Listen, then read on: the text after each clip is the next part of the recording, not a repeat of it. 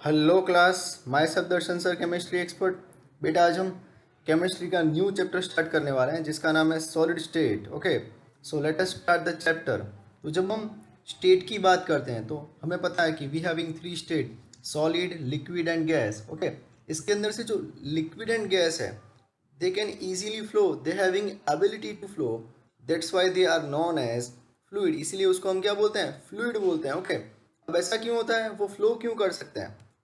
तो उसके पीछे का रीज़न है, उसके जो पार्टिकल्स होते हैं, उसके जो कंस्टिट्यूएंट पार्टिकल्स हैं, वो पार्टिकल्स इजीली एक प्लेस पर से दूसरे प्लेस पर जाते हैं बिकॉज उनके बीच में जो फोर्स ऑफ अट्रैक्शन है वो लेस होता है। सॉलिड के पार्टिकल्स की कंपेयर में उनके बीच का जो बाइंडिंग फोर्स है वो कम है, so they can move here and there and because of that reason they possess ability to flow। और इसीलिए उसको हम क्या बोलते हैं, फ्लूइड बोलते हैं। ओके, अब हम बात करते हैं सॉलिड की। तो सॉलिड के अंदर ऐसा नहीं होता है, सॉलिड के पार्टिकल्स की पोजीशन फिक्स होती है। Okay, and they can only oscillate about their mean position. वो अपनी मीन पोजीशन के अराउंड ओनली ऑसिलेट कर सकते हैं, यानी थोड़ा सा वाइब्रेट कर सकते हैं, थोड़ा सा, बराबर, बट मूव नहीं कर सकते।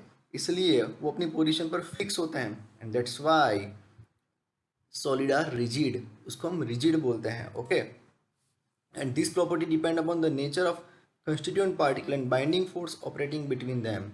ओके, यहाँ बताया है कि ऐसी जो प्रॉपर्टी है, ऐसी प्रॉपर्टी क्यों होती है, तो उसका पीछे का रीज़न होता है nature of constituent particle and binding force between them, कि पार्टिकल्स के बीच का जो बाइंडिंग फोर्स है और पार्टिकल का जो नेचर है उसके आधार पर ये प्रॉपर्टी डिसाइड करती है, उसके आधार पर ये प्रॉपर्टी डिपेंड करती है। ओके, अब यहाँ आपको ये भी बताया है कि ये जो स्ट्रक्चर एंड प्रॉपर्टी है उसकी हेल्प से हम नए नए सॉलिड मटेरियल डिस्कवर कर सकते हैं, डिज़ायर प्रॉपर्टी वाले मटेरियल डिस्कवर कर सकते हैं। तो हमारे पास ऐसे बहुत सारे नए नए मटेरियल है, हमने डिस्कवर भी किए हैं। उसमें से एक आधे का एग्जाम्पल भी यहाँ लिया हुआ है जिसका नाम है कार्बन नैनो ट्यूब। बेटा ये जो कार्बन नैनो ट्यूब है उसकी खास बात यह है कि they are tougher than steel, यानी स्टील से भी मजबूत, बट एल्यूमिनियम से लाइट है। एंड उसकी जो कंडक्टिविटी है बेटा वो कॉपर से, यानी अभी जो सबसे अच्छा हमारे पास कंडक्टर कौन सा है, तो कॉपर, तो कॉपर से भी उसकी कंडक्टिविटी बहुत ज़्यादा अच्छी है। Okay, so because of this reason we can use this kind of material in the future development of society and science. Okay, और ऐसा एक मटेरियल नहीं है, ऐसे तो बहुत सारे मटेरियल है जो फ्यूचर में हम यूज़ करने वाले हैं, जैसे कि high temperature super conductors, magnetic material, biodegradable polymer for packaging, जिसका सबसे बड़ा प्रॉब्लम है हमारे वहाँ प्लास्टिक। ओके, तो उसका उसके प्लेस पर जो कोई नया मटेरियल आया, वो नया मटेरियल आएगा वो कौन सा होगा, बायोडिग्रेडेबल पॉलीमर, यानी एक बार यूज़ किया डिस्कार्ड कर दिया तो भी बाद में प्रॉब्लम नहीं आएगा, वो इजीली डिग्रेडेड हो जाता है। Then bio complaints, solid for the surgical implants, जो सर्जिकल सर्जरी के अंदर यूज़ होंगे। ओके, सो ऐसे बहुत सारी चीज़ें हैं जो सॉलिड स्टेट की हेल्प से हम सॉल्व कर सकते हैं। पार्टिकल्स की अलग अलग अरेंजमेंट जो करते हैं उसकी हेल्प से हम नए नए मटेरियल बना सकते हैं। तो उसका स्टडी हम ये चैप्टर के अंदर करना है कि how can we arrange the particles, कि पार्टिकल्स को हम कैसे अरेंज कर पाते हैं, अगर पार्टिकल्स की अरेंजमेंट चेंज करेंगे तो प्रॉपर्टी में क्या चेंज आएगा, ये सारा स्टडी ये चैप्टर के अंदर करने वाले हैं। So let us start with the general characteristics of the solid state. Okay, तो जब हम स्टेट की बात करते हैं, कोई भी मैटर की स्टेट की बात करते हैं, तो मैटर के स्टेट का जो स्टेबल फॉर्म है, सबसे स्टेबल फॉर्म, सॉलिड है, लिक्विड है या गैस है, वो किसके ऊपर डिपेंड करता है, तो it depends on the two opposing factor, वो दो अपोजिंग फैक्टर पर डिपेंड करता है। तो कौन से दो अपोजिंग फैक्टर है, एक का नाम है इंटरमोलिकुलर फोर्स। बेटा नाम पर से पता चलेगा इंटरमोलिकुलर फोर्स का मीनिंग क्या होता है। तो जो सॉलिड स्टेट के पार्टिकल्स होते हैं, पार्टिकल्स के बीच में जो बाइंडिंग फोर्स है उसको बोलते हैं इंटरमोलिकुलर फोर्स, और यही फोर्स पार्टिकल को एक दूसरे के पास जकड़ के रखता है, पकड़ के रखता है, बाइंड करके रखता है। और दूसरा है उसका पूरा अपोजिट, थर्मल एनर्जी। और ये थर्मल एनर्जी की हेल्प से जो पार्टिकल्स है they go far away from each other, वो एक दूसरे से दूर दूर जाते हैं। ओके, सो इंटरमोलिकुलर फोर्स क्या करता है, मोलिक्यूल को पास में रखता है, और थर्मल एनर्जी क्या करेगा, मोलिक्यूल को दूर दूर ले जाएगा। Okay, and now at sufficient low temperature, अगर हमें स्टेबल फॉर्म ऑब्टेन करना है तो क्या करना है, या सॉलिड स्टेट ऑब्टेन करने के लिए क्या करना पड़ेगा, तो सफिशिएंटली लो टेम्परेचर पर जो थर्मल एनर्जी होती है वो थर्मल एनर्जी मिनिमम होगी, और मिनिमम थर्मल एनर्जी पर जो पार्टिकल्स होते हैं वो एकदम क्लोज आ जाएंगे, दे क्लिंग टू ईच अदर, लिखा है ना क्लिंग, क्लिंग का मीनिंग होता है चिपक जाना, and occupied their fix position. वो अपनी फिक्स पोजीशन ऑक्यूपाई कर लेते हैं। Okay, and this can still oscillate about their mean position. और सॉलिड के अंदर ये पार्टिकल्स जैसे ही अपनी पोजीशन फिक्स करेंगे उसके बाद भी ये पार्टिकल्स अपनी प्लेस पर ऑसिलेट कर सकते हैं। ओके, ये चीज़ भी आपको खासम खास याद रखनी है। अब आगे बताया है the following are the characteristics property of the solid state. ये जो सॉलिड स्टेट है उसकी मेन कैरेक्टरिस्टिक्स क्या है, तो उसकी खासम खास 5 कैरेक्टरिस्टिक्स है जिससे वो आइडेंटिफाई होता है। ओके, तो पहला ही आपको बताया है जो आप सालों से पढ़ते हो, they having definite mass, volume and shape. दूसरा है इंटरमोलिकुलर डिस्टेंस आर शॉर्ट, उनकी पार्टिकल्स के बीच में जो डिस्टेंस होता है वो बहुत कम होता है। तीसरा है इंटरमोलिकुलर फोर्स आर स्ट्रॉन्ग, उनके बीच का फोर्स बहुत स्ट्रांग होता है as compare to liquid and gas. चौथा बताया है, ये हमने ऑलरेडी डिस्कस कर लिया कि उसके जो पार्टिकल्स है उसकी पोजीशन फिक्स होती है और they can only oscillate about their mean position. Okay बेटा, फिफ्थ नंबर का देखते हैं, दे आर इनकम्प्रेसिबल, कि सॉलिड को हम कंप्रेस नहीं कर सकते, and they are rigid. Okay, so this are the property. अब ये जो सॉलिड है, ओके, अब ये सॉलिड के अंदर जो मोलिक्यूल्स होते हैं वो मोलिक्यूल्स की जो अरेंजमेंट है वो अरेंजमेंट के बेस पर सॉलिड को हम दो पार्ट के अंदर डिवाइड कर सकते हैं। एक होता है एमरफस सॉलिड, दूसरा होता है क्रिस्टलाइन सॉलिड। एक होता है एमरफस, दूसरा होता है क्रिस्टलाइन सॉलिड। ओके, किसके बेस पर हमने क्लासिफिकेशन किया है, तो अरेंजमेंट, पार्टिकल्स को जो अरेंजमेंट होती है ये पार्टिकल्स की अरेंजमेंट के बेस पर हमने ये क्लासिफिकेशन किया है। तो बेटा ये क्रिस्टलाइन सॉलिड है, इसके अंदर देखोगे पार्टिकल्स की अरेंजमेंट एकदम रेगुलर है, एकदम परफेक्ट मैनर में है। ओके, और यहाँ आप देखोगे अमरफस सॉलिड, ये अमरफस सॉलिड के अंदर पार्टिकल्स की अरेंजमेंट रेगुलर मैनर में देखने को मिलती नहीं है। So this is the basic difference between the amorphous and crystalline solid. Okay, सबसे पहले हम बात करेंगे क्रिस्टलाइन सॉलिड की। तो crystalline solid usually consist of large number of small crystal. ये क्रिस्टलाइन सॉलिड के अंदर लार्ज नंबर में स्मॉल क्रिस्टल होते हैं। Each of them having definite characteristics geometrical shape, यानी हर एक क्रिस्टल के पास एक डेफिनेट शेप होता है बेटा, हर एक क्रिस्टल के पास एक डेफिनेट शेप होता है। एंड दूसरी बात ये बताइए कि उनके जो पार्टिकल्स होते हैं वो रेगुलरली ऑर्डर्ड मैनर के अंदर, रिपीटेटिव मैनर के अंदर, 3 डायमेंशन के अंदर अरेंज होता है। ओके, उनके अंदर एक ही सेम पैटर्न पूरे क्रिस्टल के अंदर देखने को मिलती है, पूरे सब्सटेंस के अंदर देखने को मिलती है। आगे यहाँ आपको बताया है if you observe the pattern in one region of the crystal we can predict the accurately the position of the particle in any other region. कि अगर आप क्रिस्टलाइन सॉलिड के अंदर कोई एक रीजन में जो पैटर्न ऑब्जर्व करोगे वो पैटर्न पर से आप पूरे क्रिस्टल की पैटर्न प्रिडिक्ट कर सकते हो बेटा। ओके, और बता सकते हो कि पूरे क्रिस्टल के अंदर इस टाइप की पैटर्न होगी, और वो राइट भी होगा क्योंकि उनकी ये जो पैटर्न होती है वो रिपीट होती है रेगुलर मैनर के अंदर, और वही पैटर्न आपको लॉन्ग डिस्टेंस तक देखने को मिलती है। और इसीलिए यहाँ लिखा है crystal has long range order which means there is a regular pattern of arrangement of practice which repeat itself periodically over entire crystal. यानी पूरे क्रिस्टल के अंदर आपको एक ही टाइप की पैटर्न, सेम टाइप की पैटर्न रिपीट होती हुई नजर आती है। ओके, इसलिए लिखा है कि जो क्रिस्टलाइन सॉलिड है they having long range order. Okay बेटा, ये चीज़ आपको खासम खास नोट डाउन करनी है। और उसके एग्जाम्पल है सोडियम क्लोराइड, ये उसका 3D मॉडल दिया हुआ है, ये बॉल्स्टिक मॉडल 3D फॉर्म के अंदर दिया हुआ है। दूसरा एग्जाम्पल है क्वार्ट्स। ओके, तो this are the example of crystalline solid, means उसके अंदर क्या होगा बेटा, पार्टिकल्स की रेगुलर अरेंजमेंट होगी, रिपीटेड मैनर के अंदर होगी, लॉन्ग ऑर्डर पे होगी, यानी लॉन्ग डिस्टेंस पर आपको सेम पैटर्न देखने को मिलती है। This are the basic characteristics of the crystalline solid. Okay बेटा, अब हम बात करते हैं अमरफस सॉलिड की। तो जब अमरफस सॉलिड की बात करते हैं तो हमारे पास पहले तो एग्जांपल है ग्लास, रबर, प्लास्टिक। अब इनके लिक्विड को जब हम कूल करते हैं तो ये सॉलिड में कन्वर्ट तो होंगे बट क्रिस्टल फॉर्म के अंदर नहीं होता है। ओके, क्रिस्टल फॉर्म के अंदर वो नहीं होता है, they do not form crystal when their liquid solidify on cooling. उनके लिक्विड को जब सॉलिडिफाइड करते हैं कूल करने के बाद तो क्रिस्टल का फॉर्मेशन नहीं होता है, इसीलिए उसको हम बोलते हैं अमरफस। ओके बेटा, ये जो एमरफस है ग्रीक शब्द है। ओके, ग्रीक वर्ड है एमरफोस। ये एमरफोस का मीनिंग होता है नो फॉर्म, यानी जिसका कोई स्पेसिफिक फॉर्म नहीं होता है उसको हम बोलते हैं एमरफस। ओके, और इनकी खासम खास बात ये है कि जैसे कि क्रिस्टलाइन सॉलिड के अंदर शॉर्ट रेंज ऑर्डर था बट इसके अंदर उसका अपोजिट है। सॉरी, क्रिस्टलाइन सॉलिड के अंदर क्या था बेटा, लॉन्ग रेंज ऑर्डर था, तो इसके अंदर क्या होता है, शॉर्ट रेंज ऑर्डर होता है, यानी जो पार्टिकल्स होते हैं उसकी अरेंजमेंट रिपीटेड नहीं होती है। Okay, and in such arrangement regular and periodically repeating pattern is observe over short distance, यानी ये जो रेगुलर पैटर्न है वो शॉर्ट डिस्टेंस तक ही आपको देखने को मिलती है, इसलिए उनकी पैटर्न स्कैटर्ड होती है।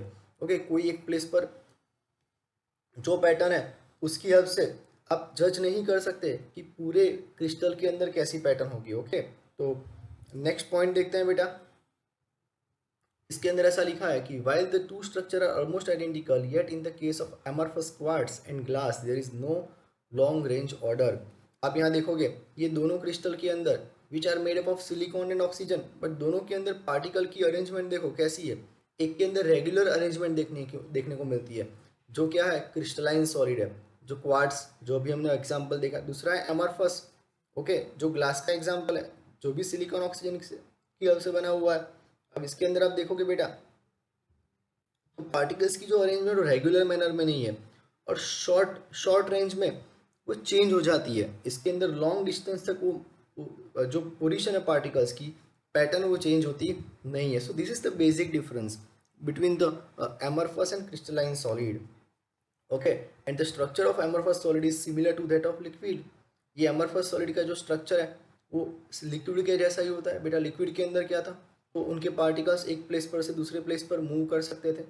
ओके, पार्टिकल्स के बीच में जो फोर्स ऑफ अट्रैक्शन था वो बहुत लिक्विड के अंदर कम होता है, तो इसके अंदर भी कुछ ऐसा ही होता है। और यही रीजन की वजह से कि सॉलिड के अंदर क्या होता है बेटा कि particles they are cling to each other, but liquid के अंदर पार्टिकल्स थोड़े दूर दूर होते हैं, अव्यवस्थित होते हैं, सॉलिड के अंदर व्यवस्थित होते हैं। तो यहाँ पर भी बेटा एमरफस एंड सॉलिड के अंदर क्या है basic difference, arrangement of atom. Atom की जो अरेंजमेंट है वो डिफरेंट है, और यही डिफरेंस की वजह से सॉलिड के अंदर ऐसे दो अलग अलग प्रॉपर्टी वाले टाइप्स निकल आते हैं। एक होता है क्रिस्टलाइन, दूसरा होता है एमरफस। ओके बेटा, और अब हम थोड़े बहुत पॉइंट का डिस्कशन करेंगे क्रिस्टलाइन एंड एमरफस के अंदर। ये जो क्रिस्टलाइन सॉलिड है उसका मेल्टिंग पॉइंट शार्प होता है, क्यों, क्योंकि वो कोई एक डेफिनेट टेम्परेचर पर मेल्ट होते हैं, डेफिनेट टेम्परेचर पर। ओके, बट एमरफस के अंदर ऐसा नहीं होता है। एमरफस सॉलिड सॉफ्ट होते हैं और they can melt over a range of temperature, यानी वो कोई एक टेम्परेचर की रेंज पर फ्लो करना शुरू कर देते हैं, और उसको हम कूल करके वापस से कोई कोई एक शेप के अंदर कन्वर्ट भी कर सकते हैं। They can be moulded and blown into various shapes, जो क्रिस्टलाइन सॉलिड के अंदर देखने को मिलता नहीं है। यहाँ आगे बात करिए, जो एमरफस सॉलिड है it have the same structural feature as liquid.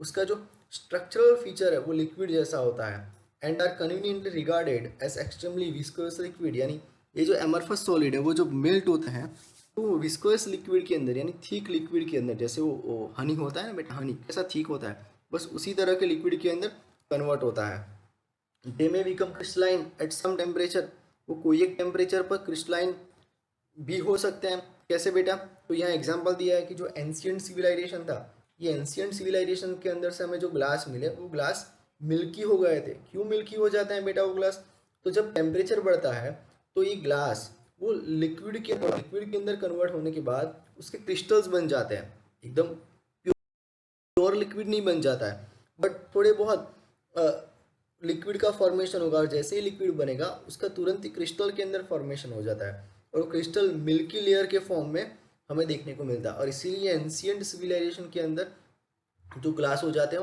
वो मिल्की हो जाते हैं। ऐसा आप देखते हो पुरानी हवेली होती है, पुराने घर होते हैं, उसके अंदर भी आपको सेम चीज़ ऑब्जर्व करने को मिलती है। Okay, it is due to the crystallization on the amorphous substance. Like liquid amorphous solid have tendency to flow. ये जो एमरफस लिक्विड होते हैं दे हैविंग एमरफस सॉलिड के पास फ्लो करने की टेंडेंसी होती है, बट वो धीरे धीरे फ्लो करते हैं। जैसे कि पानी एकदम फ्लुएंसी में बहता है, इस तरह से नहीं बह सकता, ये धीरे धीरे फ्लो करेगा, because these are the viscous liquid, ये विस्कोयस थिक लिक्विड है, and therefore sometime this are called pseudo solid. इसीलिए उसको हम स्यूडो सॉलिड भी बोलते हैं, या तो सुपर कूल्ड लिक्विड बोलते हैं बेटा। तो आपको ये खासम खास नोट डाउन करना है बेटा। एमरफस सॉलिड को हम क्या बोलते हैं, they are also known as pseudo solid और सुपर कूल्ड लिक्विड। अब यहाँ मैं आपको दो प्रॉपर्टी एमरफस एंड क्रिस्टलाइन की जो एक खासम खास प्रॉपर्टी उसका मैं डिस्कशन करूंगा बेटा यहाँ। एक है आइसोट्रॉपिक नेचर, दूसरा है एनिसोट्रॉपिक नेचर। तो एमरफस सॉलिड के अंदर आइसोट्रॉपिक नेचर होता है, बल्कि क्रिस्टलाइन सॉलिड के अंदर एनिसोट्रॉपिक नेचर होता है बेटा। ओके, क्या होता है मैं समझाता हूँ आपको। तो आइसोट्रॉपिक का मीनिंग होता है कि ऐसी property which having the property which is same in all the direction, ऐसी प्रॉपर्टी जिसका जिसका मैग्नीट्यूड हर एक डायरेक्शन के अंदर सेम होता है, ऐसी प्रॉपर्टी को बोलते हैं आइसोट्रॉपिक। ओके, तो जो amorphous solid they are isotropic in nature because उनकी जो property mechanical strength, refractive index and electrical conductivity they are same in all direction. उनका जो मैग्नीट्यूड है, ये सारी फिजिकल प्रॉपर्टी का जो मैग्नीट्यूड है वो एमरफस सॉलिड के अंदर हर एक डायरेक्शन के अंदर सेम होता है, डिफरेंट नहीं होता है। कैसा होता है? सेम होता है। अब क्वेश्चन इज अराइज कि सर इसके अंदर तो एटम्स की अरेंजमेंट अलग अलग होती है, तो ये सेम सेम कैसे हो सकता है? बट इसी रीज़न से इनके अंदर सेम होता है। ओके, मैं आपको समझाता हूँ। It is because there is no long range order in them. Amorphous solid के अंदर लॉन्ग रेंज ऑर्डर नहीं होता है, शॉर्ट रेंज ऑर्डर होता है। और हर एक डायरेक्शन के अंदर अगर हम देखेंगे तो पार्टिकल्स की अरेंजमेंट डेफिनेट नहीं होती है। ओके, हर एक डायरेक्शन के अंदर पार्टिकल की अरेंजमेंट डेफिनेट नहीं होती, इनडेफिनेट होती है। नहीं, अलग अलग नंबर्स में पार्टिकल्स अरेंज होते हैं, और इसीलिए ओवरऑल अरेंजमेंट बिकम इक्विवेलेंट। हर एक डायरेक्शन के अंदर ओवरऑल अरेंजमेंट कैसी हो जाती है? सेम हो जाती है randomly. And therefore value of any physical property, और इसीलिए जब कोई भी फिजिकल प्रॉपर्टी उसकी वैल्यू जब हम कोई भी डायरेक्शन में मेजर करने चाहते हैं तो वो सेम आती है, क्योंकि उनके पार्टिकल्स हर एक डायरेक्शन के अंदर इक्विवेलेंट तरीके से अरेंज नहीं है, डिसऑर्डर के अंदर अरेंज है, डेफिनेट शेप के अंदर अरेंज नहीं है। ओके, एंड क्रिस्टलाइन सॉलिड के अंदर क्या होता है? तो उसको इसके पास एनिसोट्रॉपिक नेचर है। एनिसोट्रॉपिक का मीनिंग क्या होता है कि हर एक डायरेक्शन के अंदर प्रॉपर्टी, फिजिकल प्रॉपर्टी का वैल्यू सेम ना हो तो उसको बोलते हैं एनिसोट्रॉपिक। ओके, तो ऐसा बनता है क्रिस्टलाइन सॉलिड के अंदर। उनके अंदर ऐसी बहुत सारी फिजिकल प्रॉपर्टी है, जैसे कि electrical resistance, refractive index show different value when measured along the different direction. एक ही क्रिस्टल के अंदर जब अलग अलग डायरेक्शन के अंदर रिफ्रैक्टिव इंडेक्स या तो इलेक्ट्रिकल रेजिस्टेंस मेजर करने जाते हैं तो उसकी वैल्यू चेंज हो जाती है। ओके, अब यहाँ देखोगे बेटा, मैंने एक डायग्राम ड्रॉ किया है। इसके अंदर दो अलग अलग डायरेक्शन लिया हुआ है, एक ए से बी का डायरेक्शन लिया हुआ है और दूसरा सी से डी का डायरेक्शन लिया है। इसके अंदर आपको ये दोनों डायरेक्शन के अंदर पार्टिकल्स की अरेंजमेंट देखनी है बेटा। जब आप पार्टिकल्स की अरेंजमेंट देखोगे बेटा तो आपने एक चीज़ ऑब्जर्व करी बेटा, यहाँ देखो कि इसके अंदर टोटल दो टाइप के पार्टिकल्स हैं, एक ये रेड वाले देखोगे और ये ब्लू वाले पार्टिकल्स देखोगे। ओके, दोनों के अंदर। So this figure shows a simple two-dimension pattern of arrangement of two kind of atom। तो क्या आप देखने से बता सकते हो कि क्या दोनों केस में पार्टिकल्स की जो अरेंजमेंट है वो सेम है? नहीं, पार्टिकल्स की अरेंजमेंट दोनों केस में सेम नहीं है। ओके, नंबर ऑफ पार्टिकल भी काउंट करोगे तो सेम नज़र नहीं आएंगे, पार्टिकल्स की अरेंजमेंट भी सेम नहीं आती है। तो जब हम मैकेनिकल प्रॉपर्टी मेजर करते हैं, जैसे कि रेजिस्टेंस है, तो ये दोनों डायरेक्शन के अंदर मैकेनिकल प्रॉपर्टी सेम नहीं आती है, डिफरेंट आती है। क्यों डिफरेंट आती है? क्योंकि ऐसे देखोगे तो पूरे क्रिस्टल के अंदर पार्टिकल्स की अरेंजमेंट रेगुलर है। Okay, long long range order है। बट जब डिफरेंट डायरेक्शन के अंदर मेजर करते हैं तो प्रॉपर्टी सेम नहीं आती है। And deformation in the shady direction displace row which has two different type of atom while in AB direction row made of one type of atom are displaced। okay, कि यहाँ अब A B direction के अंदर देखोगे तो एक ही type के atom में डिस्प्लेसमेंट देखने को मिलता है, बट सी से डी की ओर जाओगे तो दोनों टाइप के एटम के अंदर डिस्प्लेसमेंट देखने को मिलता है। ओके, यहाँ एक ही टाइप के एटम में डिस्प्लेसमेंट है, बट यहाँ देखोगे तो दोनों टाइप के एटम के अंदर डिस्प्लेसमेंट देखने को मिलता है। This is the major difference जो एमरफस सॉलिड के अंदर नहीं होता है, जो यहाँ देखने को मिलता है। और इसीलिए यहाँ property direction to direction property की जो मैग्नीट्यूड है, प्रॉपर्टी की जो वैल्यू है वो चेंज हो जाती है बेटा। एंड दैट्स वाई जो क्रिस्टलाइन सॉलिड है that possess anisotropic nature, and जो एमरफस सॉलिड है देट पजेस आइसोट्रॉपिक नेचर। तो बेटा यहाँ जितनी भी प्रॉपर्टी हमने डिस्कस करी उसका समराइजेशन यहाँ दिया हुआ है। ओके, तो आपको ये भी आप याद रख सकते हो तो आपको पूरा जो अभी तक हमने देखा, लर्न किया, सीखा है, वो हम यहाँ से भी याद रख सकते हैं, बराबर। अब आगे देखते हैं बेटा कि क्रिस्टलाइन एंड अमorphous सॉलिड है।